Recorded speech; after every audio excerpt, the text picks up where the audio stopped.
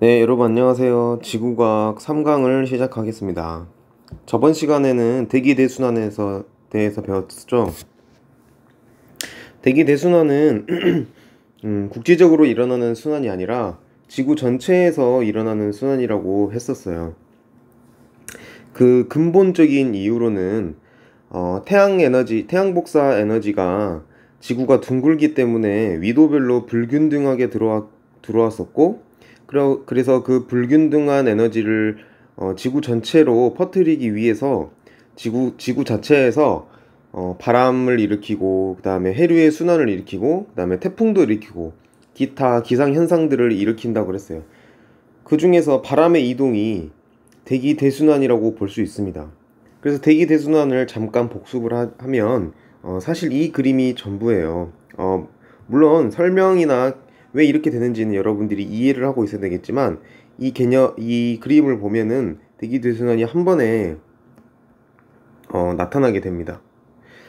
자, 잠깐 복습을 할게요. 일단 위도 어, 이거를 이렇게 위도 0도 쪽에 보면 이것을 적도 조합대라고 우리가 명칭을 했죠. 그리고 위도 30도 부근은 아열대 고압대, 위도 60도 부근은 한대전선대, 그 다음에 90도 부분은 극고압대라고 하였습니다. 그래서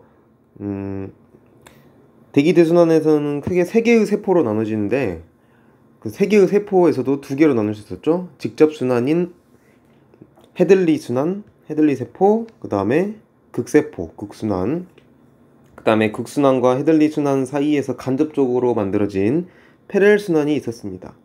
직접순환과 간접순환의 차이는, 직접순환은 지구의 열적 불균형 때문에 나타나는 순환이었어요. 따뜻한 공기가 가열돼서 상승을 하였고, 적도조합대에서, 그 다음에 극고압대에서는 차가워진 공기가 계속 하강을 하였습니다. 그것으로부터 시작이 됐었죠. 그렇게 해서 공기가 상승해서 다시 하강하고, 그 하강한 공기가 다시 저위도 지역으로 이동될 때 정향력을 받았었고, 그러니까 지구 자전 효과를 받았었고, 그런 지구 자전 효과에 의해서 무역풍, 편서풍, 그 다음에 극동풍이 만들어진다는 것까지 배웠습니다. 자, 오늘 배울 내용은 대기가 아니라 해양에 대해서 배울 거예요. 근데 이 해양은 해양과 대기가 왜 같은 단원, 특히 대기 대순환을 배운 다음에 왜 바로 해양을 배우는 거냐면, 이 해양의 흐름, 그러니까 해양의 표층순환, 해양의 표층순환이 바로 이 대기 대순환의 지상풍, 아까 말한 무역풍, 편서풍, 극동풍에 의해서 만들어지기 때문이에요. 그러니까 정확히 말하면 해양의 표층순환을 배우게 될 텐데, 이 해양의 표층순환이라는 것도 대기 대순환만큼 큰 규모로 일어나게 됩니다. 왜냐하면 대기 대순환 때문에 해양의 표층순환이 일어나는 거니까요. 그래서 앞에서 배운 무역풍, 편서풍, 극동풍의 개념을 잘 익히고 있으면 어떻게 보면 1+1으로 따라오는 거라고 생각하면 됩니다.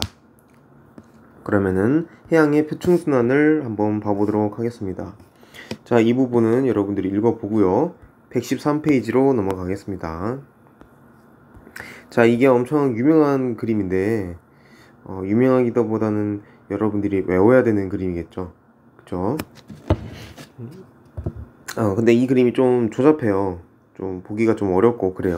그래서 선생님이 메모장을 켜서 새로 그려보도록 하겠습니다.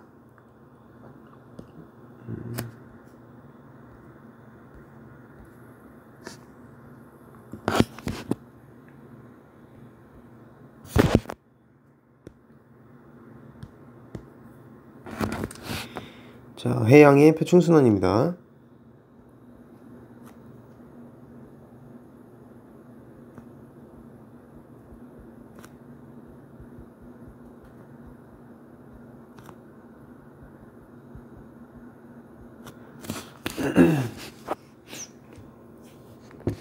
자, 해양의 표층순환이 왜 일어난다 그랬죠? 그 대기 대순환에서 나타난 지상풍 때문에 나타난다 그랬어요. 그럼 지상풍이 발생하는 위도를 대략적으로 한번 적어 볼게요. 자, 이 0도고, 그 다음에 30도, 그 다음에 60도, 그 다음에 여기가 90도입니다. 그래서 무역풍은 이렇게 본다 그랬어요. 왜 이렇게 꺾인다 했죠? 전향력 때문에 꺾인다 그랬어요. 그렇기 때문에 무역풍은 북반구에서 부는 무역풍을 북동 무역풍이라고 합니다. 북동 쪽에서 불어오죠. 북동 쪽에서 불어오는 거 이해해야 됩니다. 그 다음에 이렇게 꺾이는 것도 배웠죠.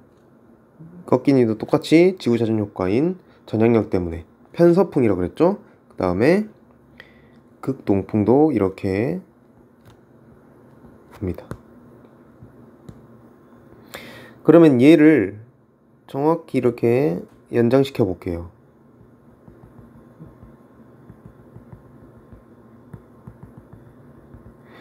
연장시켜서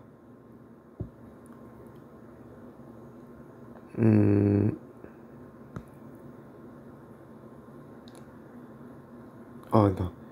아니죠. 이렇게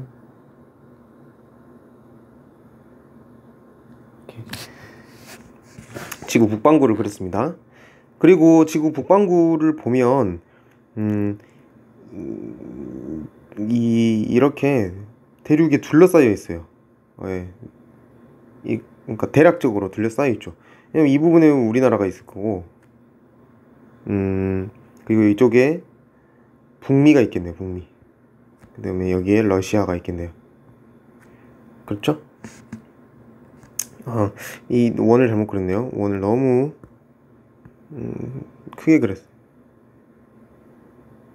이런 식으로 이렇게 했을 거예요.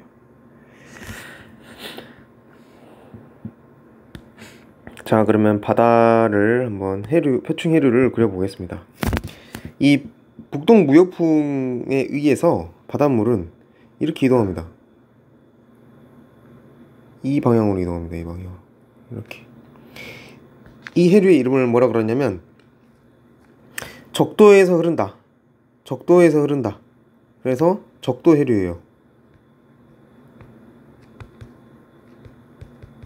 적도 해류. 하지만 적도 바로 아래에서도 흐르겠죠. 왜냐하면 적도 바로 아래에서도 이렇게 무역풍이 불고 있기 때문이겠죠. 그죠? 남반구에서도 무역풍이 부니까. 그래서 적도의 위쪽에 북쪽 방향에서 흐른다 해서 북적도 해류라고 합니다. 그럼 이 아래 방향에서 흐르는 적도 해류는 무슨 적도 해류겠어요? 남적도 해류겠죠. 네, 남적도 해류겠고. 자, 근데 얘가 이렇게 오다가 여기가 뭐예요? 여기가 이쪽이 대륙이죠, 다. 예. 세계 지도 보면 이쪽이 이렇게 대륙으로 둘러싸여져 있잖아요. 그러니까 바닷물이 이제 대륙이 막혀서 대륙으로 파고들 수는 없으니까 이렇게 올라가게 됩니다. 예, 이렇게 올라가게 됩니다. 이런 올라가는 해류를 뭐라 그러냐면 고유 명칭이니까 외워야 됩니다. 쿠로시오 해류입니다. 예. 일본 말을 우리가 외우는 게 아니라 그냥 이름이에요. 예, 일본 애들이 먼저 그렇게 만들어서 전 세계 사람들이 쿠로시오 해류, 이것은 쿠로시오 해류다 라고 이제 약속을 한 겁니다. 그래서 너무 기분 나빠하지 말고.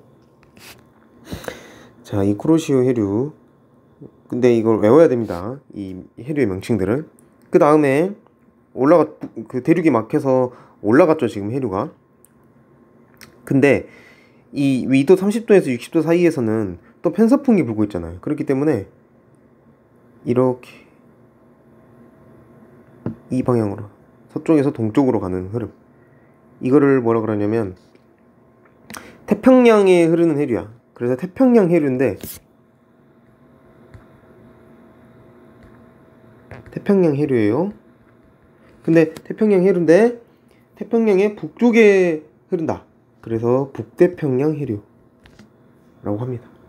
자, 이 북태평양 해류는 어디에 가로막혀 있어요? 북미 대륙에 이제 딱 막힐 거 아니에요. 그래서 이렇게 타고 내려갑니다. 그래서 이 내려가는 해류를 뭐라 그러냐면 이제 캘리포니아 해류라고 합니다. 캘리포니아 옆에 있다고. 야, 해류. 일단 여러분들이 이거를 이제 처음 봤다면 알아야 될 게 뭐냐면 이 해류가 위도 어디서 흐르는지 그걸 알아야 되고, 그 다음에 이 해류의 명칭 알아야 되고, 어느 방향으로 흐르는지 알아야 됩니다. 그래서 북반구에서는 해류 전체적인 모습을 보면 어떻게 흐르죠? 아이고 이건 지우개를 지워버렸네요. 북반구에서 보면 이렇게 시계 방향으로 해류가 흐르죠? 그죠? 근데 해류가 이것만 있는 게 아니에요. 이것만 있는 게 아니고 지금 쌤이 그린 거는 가장 중요한 해류를 그린 거예요. 약간 서브 해류를 쌤이 그릴게요. 근데 이 북태평양 해류가 이 서브 해류를 그리는 건데, 북태평양 해류가 캘리포니아 해안을 따라서 아래로만 내려가는 게 아니라 위로도 올라갑니다. 알래스카 쪽으로 올라가요. 이런 식으로 올라갑니다. 이렇게 위로 타고 올라갑니다. 이렇게 올라가는데 방향이 어때요? 동에서 서쪽으로 가고 있잖아요 지금. 근데 위도 60도에서 90도 사이에서는 무슨 바람이 불죠? 극동풍이 불잖아요. 극동풍은 어디로 불죠? 동에서 서로 불죠. 그러니까 방향이 비슷한 거예요. 네. 극동풍 때문에. 이것을 무슨 해류라고 그런다? 알래스카 해류.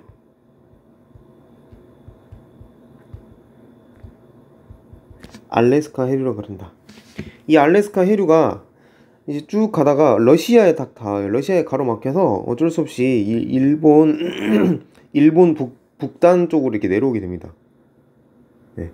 그래서 북태평양 해류와 합쳐져서 다시 순환을 이루게 됩니다. 이 해류 이름을 뭐라고 그러냐면 알류산 해류라고 합니다. 알류산 해류. 글씨를 다시 쓸게요. 알류산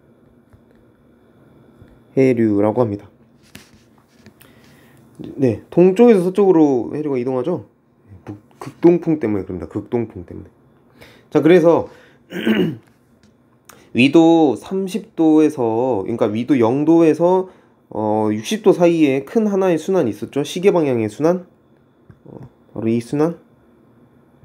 그 다음에 위도 60도에서 90도 사이에 있는 해수에는 또 반시계 방향의 순환이 하나 있었죠. 그죠? 네. 이 순환의 이름도 있습니다. 이 처음에 배운 큰 순환의 이름 있죠. 그 0도에서 60도 사이에 쓴 순환. 이 순환의 이름을 뭐라 그러냐면 아열대 순환이라고 합니다. 아열대 순환. 그 다음에 이 60도에서 90도 사이에서 순환이 있는 것을 뭐라 그러냐면 아한대 순환. 반시계 방향. 네. 이 명칭까지도 외우고 있어야 합니다. 근데 더 중요한 건 뭐다? 아열대 순환이 일단 기본 베이스다. 가장 큰 순환이다. 그리고 북반구에서 시계 방향의 순환이다. 자, 마지막으로 하나 해류가 더 있습니다. 무슨 해류냐면 이 적도로 가볼게요. 적도로 가보면 북적도 해류랑 남적도 해류가 이게 보이죠? 그죠? 근데 보면은 적도 지방에는 어때요? 여기가 동이고 여기가 서인데, 동쪽에서 서쪽으로 계속 해수를 어떻게 해요? 이동시키죠? 네. 그러면 동쪽은 물이 없을까요? 계속 이동시키고 있잖아요. 적도 해류가, 북적도 해류와 남적도 해류가 계속 서쪽으로 해류를 이동시키고 있잖아요. 네. 그래서 계속 이동을 시키기 때문에 어떤 현상이 일어나냐면, 이 단면을 한번 그려볼게요. 적도 해수의 단면을 그려보면 이렇게 경사가 져 있어요. 경사. 이게 동이고 이게 서야. 이제 극단적으로 표현한 건데 그 경사가 져 있습니다. 경사가 져 있다는 말은 무슨 말이냐면 압력 차이가 난다는 거예요. 압력 차이. 압력이 이렇게 서쪽에서 동쪽으로 압력이 작용한다라는 말입니다. 그래서 이 압력 차이가 나면은 이 계속 동쪽에서 서쪽으로 해수를 이동시켜 주니까 이 적도 거의 한가운데쯤에 이 동쪽에 부족한 해수를 메꾸려는 흐름이 발생합니다. 그 해수의 이름이 뭐라 그러면 이 방향으로 해수가 이동하게 됩니다. 반대 방향으로. 이 해수의 이름을 뭐라 그러냐면 적도 반류라고 하는데, 교과서에는 자세한 설명이 나오지 않았어요. 그리고 이 적도 반류에 관한 자세한 설명은 사실 지구과학 2에서 나오는 개념이에요. 어려워요. 적도 반류를 정확하게 이해하려면. 지금 여러분들은 고등학교 2학년 수준이니까 이렇게 압력 차이 때문에 해수면 경사 때문에 적도 반류가 나타난다라고 하지만 사실은 과학자들도 아직 연구 중이고, 가설도 여러 가지가 있습니다. 적도 반류가 일어나는 가설. 근데 여러분들은 알아야 될 게 뭐냐면 적도 근처에서 서쪽에서 동쪽으로 가는 해류의 흐름이 있다. 그 해류의 이름을 적도 반류라고 한다. 이 정도만 알고 있으면 됩니다. 딱 이 정도까지만. 적도 반류의 그 원리나 개념 이런 걸 절대 물어보지 않아요. 알겠죠? 그래서 이 북적도 해류와 남적도 해류가 이렇게 적도 해류 쪽으로 이렇게 해수를 이동시켜 주면 된다고 생각하면 됩니다. 이 적도 반류가 다시 대양의 동쪽에서는 이렇게 퍼뜨린다. 그러니까 지금 선생님이 뭘 그린 게 하나의 순환을 또 그린 거예요. 하나의 순환, 아주 약한 순환을 그린 거예요. 다른 색으로 한번 그려볼게요. 북적도 해류부터 따라가겠습니다. 북적도 해류로 이렇게 동쪽에서 서쪽으로 가다가 적도 반류 쪽으로 해수를 이동시켜주고, 적도 반류에서 다시 동쪽으로 갔다가 다시 북적도 해류 이렇게. 남적도 해류로 한번 봐볼까요? 색깔을 다른 색깔로 해서. 자, 남적도 해류도 이렇게 갔다가 동에서 서쪽으로 갔다가 무역풍에 의해서 적도 반류 쪽으로 해수를 이동시켜주고, 적도 반류에서 이렇게 다시 서에서 동쪽으로 흐름을 주고, 그 다음에 동쪽에서 다시 적도 해류 쪽으로 해수를 퍼뜨리고. 이게 하나의 순환이 되겠죠, 여러분들. 그죠? 이 순환의 이름을 뭐라 그러냐면, 그러니까 이 북반구 쪽에 있는 이 순환, 남반구 쪽에도 당연히 있겠죠? 북반구 쪽에 이 순환은 시계 방향인가요? 반시계 방향인가요? 반시계 방향이죠, 반시계 방향. 이렇게. 북반구 쪽은. 남반구 쪽은 어때요? 남반구 쪽은 시계 방향이죠. 어쨌든 북반구 쪽이나 남반구 쪽이나 해수의 순환의 이름을 똑같이 불러요. 남반구도 똑같이 불러요. 남반구도 똑같이 아열대 순환이 있는 거고, 아한대 순환 없습니다. 남반구는 아한대 순환 없어요. 왜냐면 대륙이 없기 때문에. 남반구는 아열대 순환 있고, 그 다음에 이 북적도 해류와 적도 반류가 있는 이 순환의 이름을 뭐라 그러냐면 열대 순환이라고 합니다. 열대 순환. 네. 선생님이 설명이 좀 빨리 한 감이 없지 않아 있는데, 교과서를 보면서 다시 볼 겁니다. 자, 이렇게 해서 순환의 큰 흐름을 봤고요. 이걸 다 외워야 됩니다.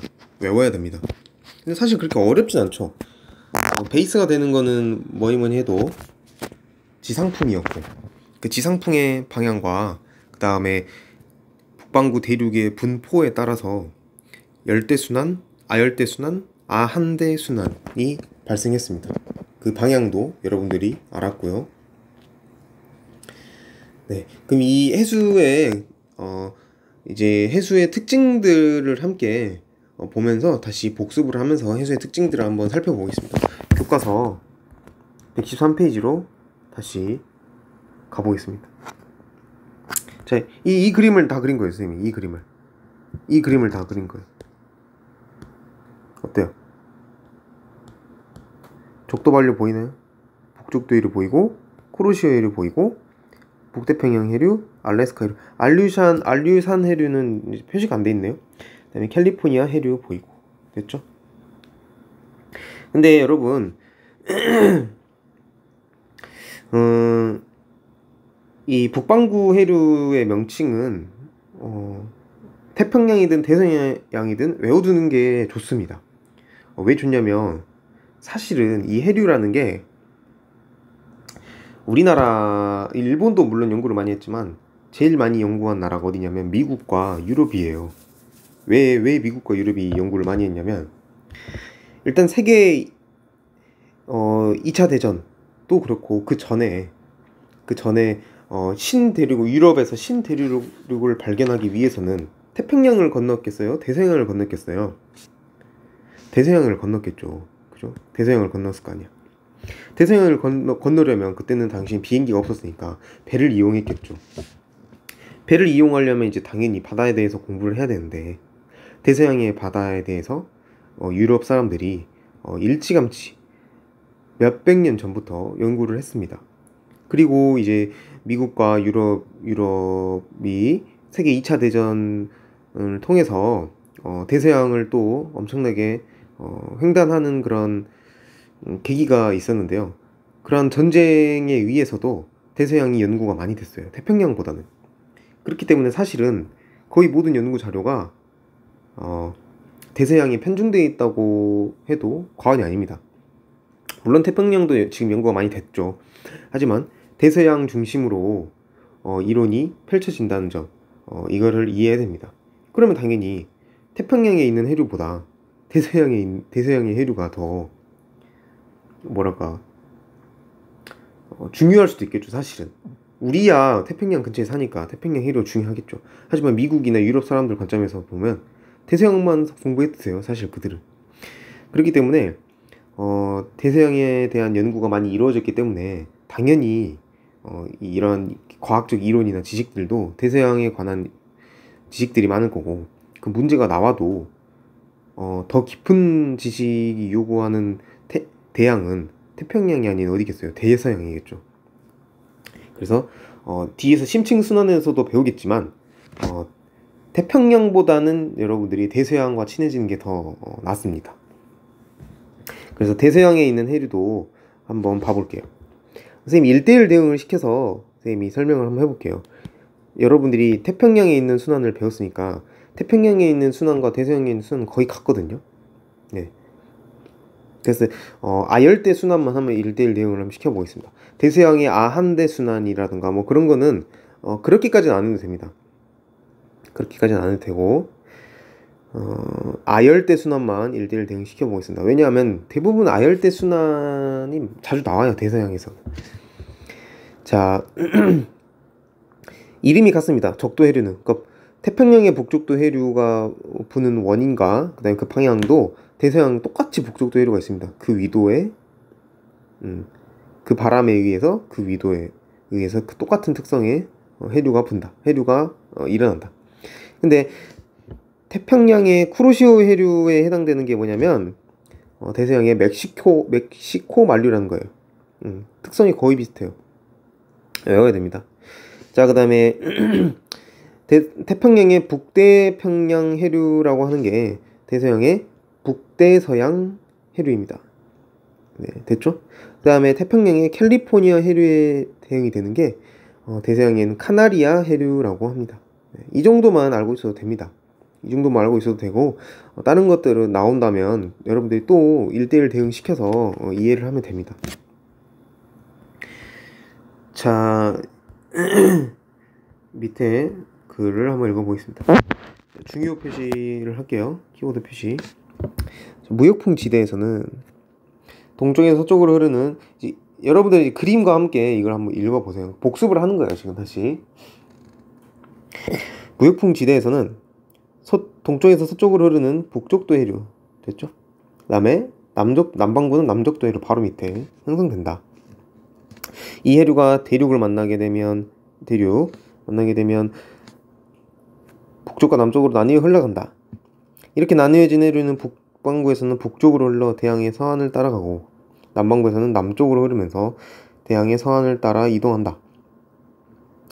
이 서안을 따라 여기 나오지 않았네요.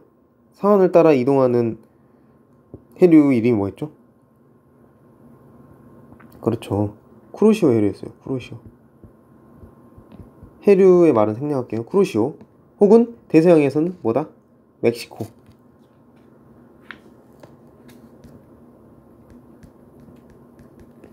쿠로시오 해류라고 하고 멕시코 만류라고 하고 똑같아요. 멕시코 안에서 흐른다고. 멕시코 만류. 자, 그리고 남반구에서 남쪽으로 흐르면서 태양의 선을 따라 이동한다. 일단 여러분들 북반구부터 외우세요. 북반구 해류부터 외우세요. 남반구 해류는 거의 나오지 않습니다. 나오더라도 명칭을 물어보진 않아요.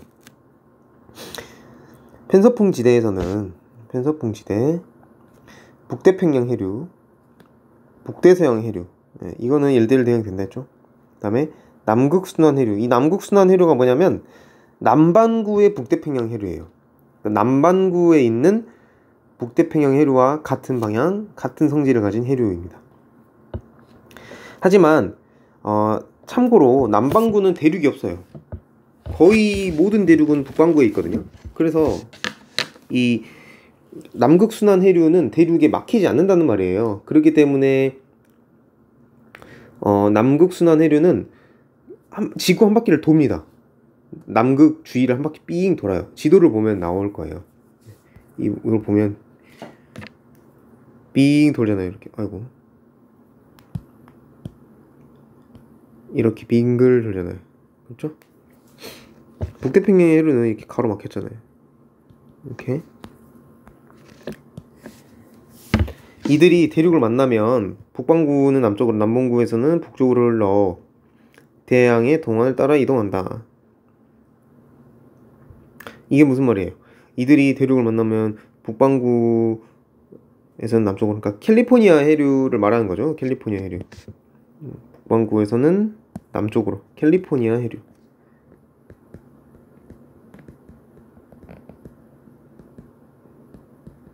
캘리포니아 해류.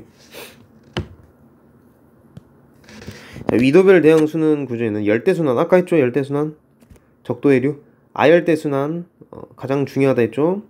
시계방향 회전, 그 다음에 아한대순환까지도 했습니다.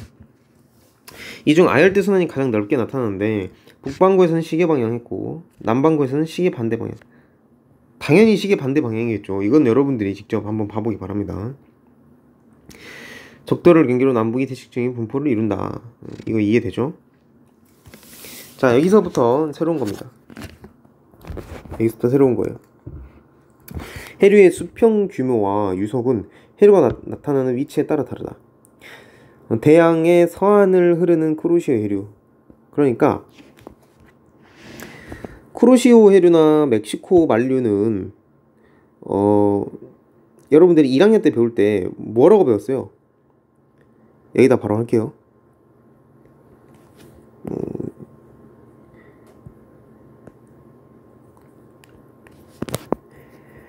쿠로시오 해류는 뭐예요?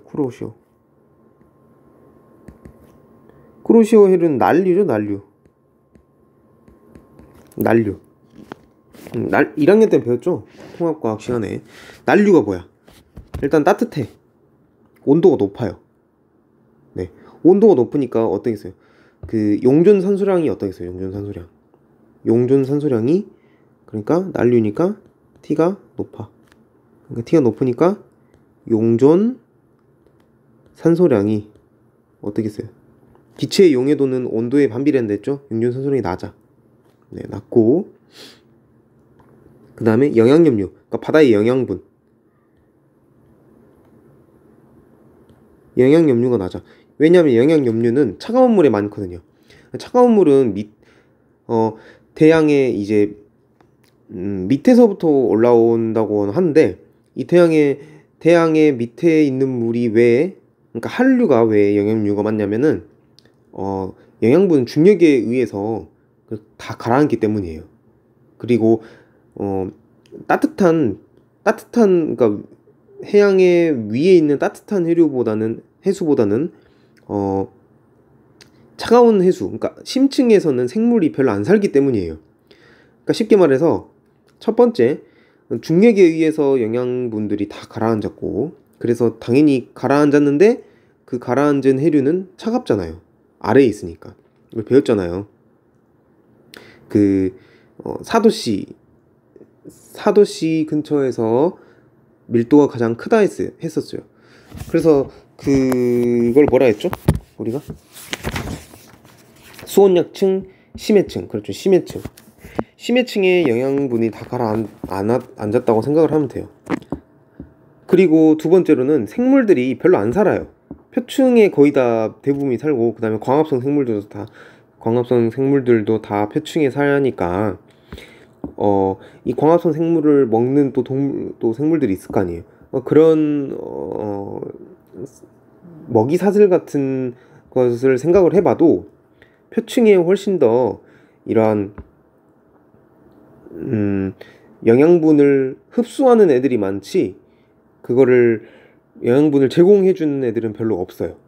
그래서 심해에는 애초에 생물들이 별로 없으니까 영양분들이 가라앉고, 그 영양분들을 먹는 애들이 없으니까 심해에 영양염류가 더 많다.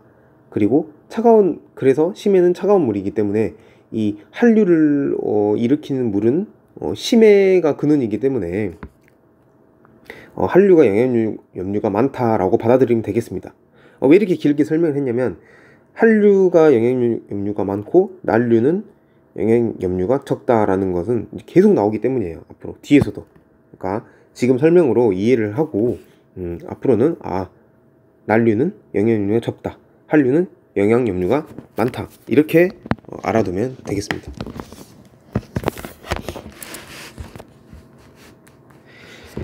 자, 그리고 이 난류의 또 큰 특징이 뭐냐면은 염분이 높다는 거예요. 염분이 높아요. 왜 염분이 높냐면은, 자, 이 난류의 위치 때문에 그래요. 난류의 위치를 보면 위도 0도에서 30도 위로 올라왔잖아요. 지금 위도 0도에서 30도에서 60도 사이로 올라왔잖아요. 이 쿠로시오 해류가 이렇게 올라왔잖아요. 그죠? 이렇게 올라오고 있죠.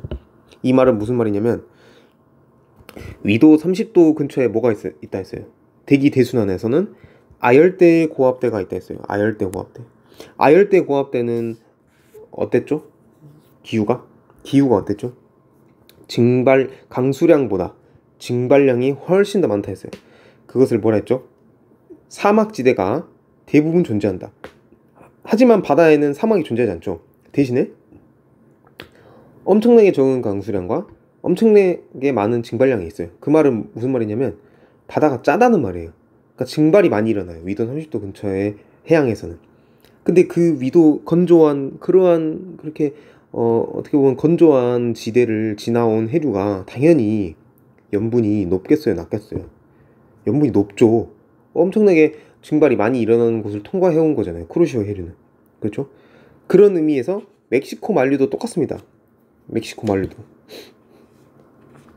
이 멕시코 만류도 엄청나게 염분이 높다라고 그런 이유 때문에 염분이 높다라고 이해를 하면 되겠습니다.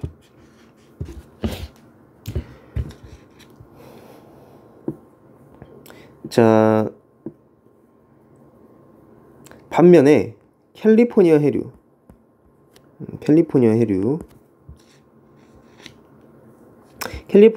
뭐예요?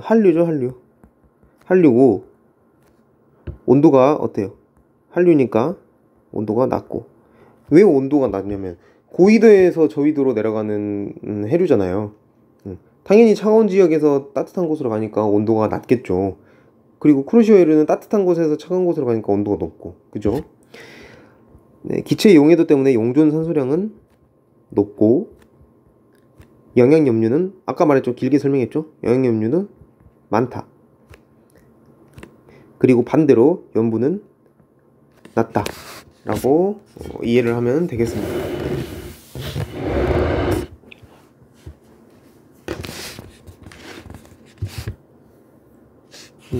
이해가 됐나요?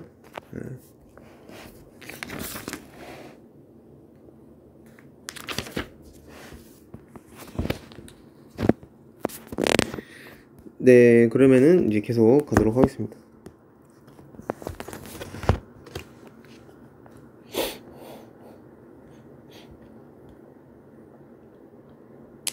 자, 해류의 수평 규모와 유속은 해류가 나타나는 위치에 따라 다르다. 대양의 서안을 흐르는 쿠로시오 해류나 멕시코 만류는 수온이 높다 했죠. 난류니까 염분이 높고 용존 산소량이 적으며, 그 다음에 이건 새로운 거예요.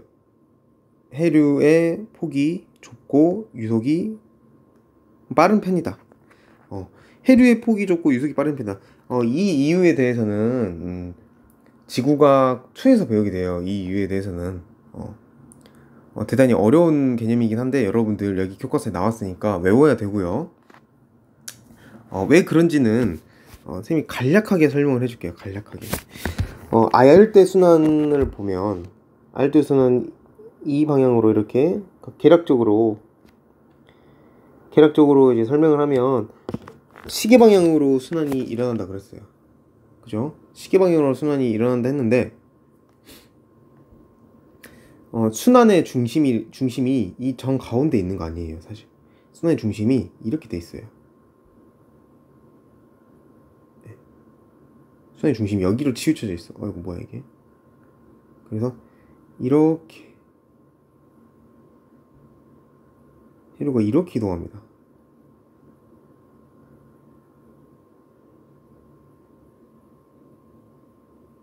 그렇죠. 순환의 중심이 왼쪽으로, 그러니까 아시아 쪽으로 치우쳐져 있다 그 말이에요. 왜 그러냐면 결과적으로 말하면 전향력 때문에 그래요. 전향력 때문에. 그런데 이 이유에 대해서는 여러분들이 아직 알 필요는 없고, 이렇게 순환의 중심이 치우쳐져 있으니까 딱 봐도 어때요? 해류의 폭이 좁고, 그러니까 쿠로시오 해류가 어디 있어요? 쿠로시오 해류 이쪽에 있잖아요. 이쪽 이렇게 가잖아요. 이렇게. 그러니까 해류의 폭이 좁잖아요. 그죠? 순환의 중심이 이렇게 치우쳐져 있잖아요. 그죠? 하지만 순환의 동쪽은 어때요? 이렇게 내려가는 거. 엄청 넓죠? 그러니까 이건 넓은 건 어디야? 캘리포니아 해류. 그러니까 여기가 쿠로, 그 다음에 여기가 캘리. 네. 그러니까 쿠로시오 해류는 해류의 폭이 좁고, 그 다음에 유속이 빠르겠죠 당연히. 왜냐면 둘 다 같은 양을 수송을 시켜요. 같은 양을 위아래로 수송을 시키는데 좁은 곳을 통과하는 애는 당연히 좁은 곳을 통과하니까 유속이 빨라야 되고, 캘리포니아 해류는 같은 양을 수송시키는데 넓은 곳으로 넓게 이렇게 퍼뜨려서 이동을 시키니까 당연히 유속이 적겠죠. 그죠? 자, 대양의 동안을 흐르는 캘리포니아 해류, 페루 해류, 남반구의 페루 해류는 수온과 염분이 낮고, 반대죠. 한류니까. 그다음에 용존 산소량이 많으며, 됐죠? 넓은 영역에 나타난다. 이 이유 알죠 이제? 그다음에 유속이 느린 편이다. 네, 이렇게까지 외우면 되겠습니다. 자, 여기는 쉬운데 중요해요. 해류는 지구 전체적으로 열을 분배하는 역할 뿐만 아니라, 그러니까 무슨 말이냐면 난류가 흐르는 지역 근처에 있는 나라들은 따뜻해요. 같은 위도에 있는 나라보다. 왜? 난류가 따뜻한 해류니까. 그만큼 영향을 많이 줍니다.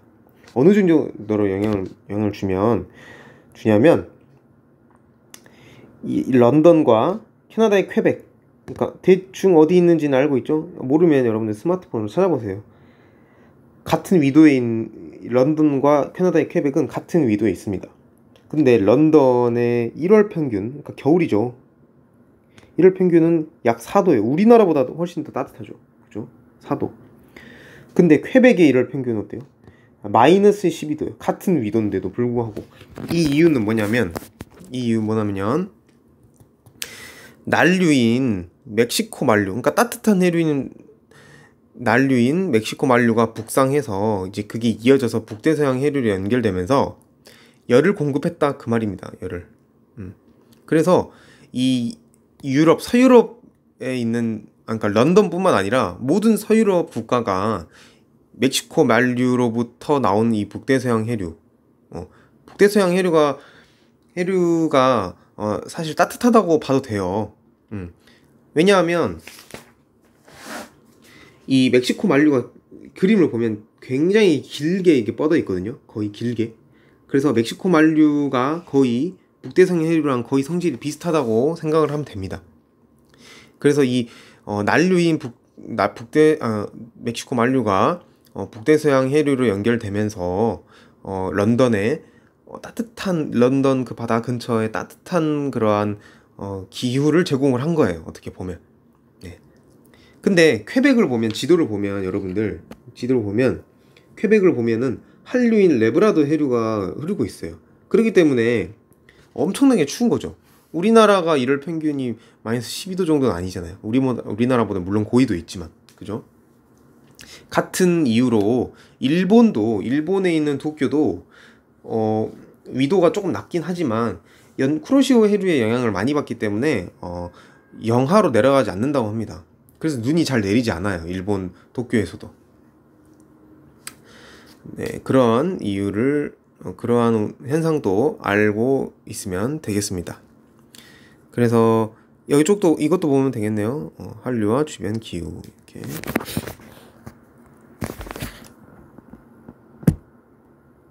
자, 이제 마지막으로 우리나라 주변의 해류를 보겠습니다.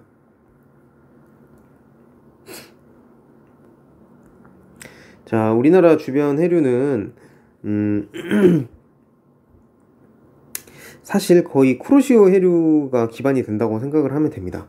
그래서 중요한 점만, 이거 다 외울 필요는 없고요. 중요한 점만 한번 보도록 하겠습니다. 우리나라 주변을 흐르는 해류의 근원은 아열대순을 구성하는 쿠로시오 해류이다. 쿠로시오, 이 굵은 게 쿠로시오 해류예요. 이 굵은 게 쿠로시오 해류는 그리고 난류죠. 그림 4-4와 같이 동해에는 뭐 쓰시마 난류가 북상하면서, 쓰시마 난류가 뭐냐면은 이거 여기 이 부분 쓰시마 난류가 북상하면서 갈라져 나온 동안 난류를 외워야 돼요. 여러분들, 동안 난류, 동해로 흐르는 동안 난류 어디 있죠? 이거 이렇게 동안 난류와 연해주 연하를 따라 뭐 쪼쪼쪼 해서 북한 한류, 그러니까 북한 한류, 이 두 개를 외워야 됩니다. 동안 난류와 북한 한류 이렇게 얘네 두 개가 동해에서 만난다는 말입니다. 그래서 이 동해에서 만나면은 뭐가 만들어지면 조경수역, 그러니까 난류와 한류가 만나는 지역에서는 전통적으로 물고기들이 많이 잡혀요. 왜냐하면 난류 물고기도 있고 한류 물고기도 있고, 그 다음에 한류에서 풍부한 영양소들이 제공이 되기 때문에 조경수역이란 말 자체가 물고기가 아주 많이 잡힌다, 황금어장이라는 설입니다. 그래서 이쪽이 황금어장이 되겠죠? 이렇게. 근데 조경수역의 위치는 겨울에는 울릉도와 주문진 먼바다, 이 말이 무슨 말이냐면 겨울에는 내려온다 말이에요. 내려온다. 왜 내려오냐면 한류가 강해지잖아. 겨울에는 차가우니까, 북반구가 차가우니까 한류가 세력이 세져요. 그래서 이렇게 세력, 마치 전선과 뭐 기단의 세력 싸움과 같이 이렇게 한류가 처음에는 이랬다가 겨울에는 이렇게 더 이렇게 세력이 세진단 말이야. 그래서 난류가 이렇게 비등비등하게 이렇게 있다가 이렇게 낙해진다. 그러니까 조경수에 여기 있다가 이렇게 남쪽으로 남하할 수도 있겠죠. 아니면 이렇게 북쪽으로 올라갈 수도 있겠고, 그죠? 북쪽으로 올라갈 때 언제겠어요? 여름이겠죠, 여름. 그래서 겨울에는 울릉도와 주문진 먼바다, 그 다음에 여름에는 함경남도 먼바다. 그러니까 함경남도 더 위에 있잖아. 그러니까 여름이라 그 말이에요.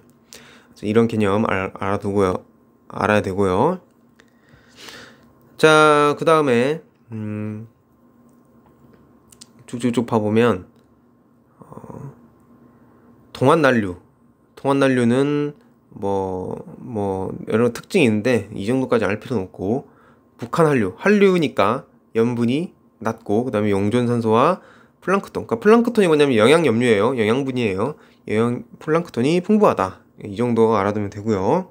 그 다음에 이 밑에 부분은 그렇게 알 필요는 없는데, 황해에는 이제 쿠로시오 해류의 유입으로 형성된 황해난류, 그러니까 또 쿠로시오 해류의 지류죠. 쿠로시오 해류가 좀 나눠져 가지고 서해로 좀 들어간 거예요.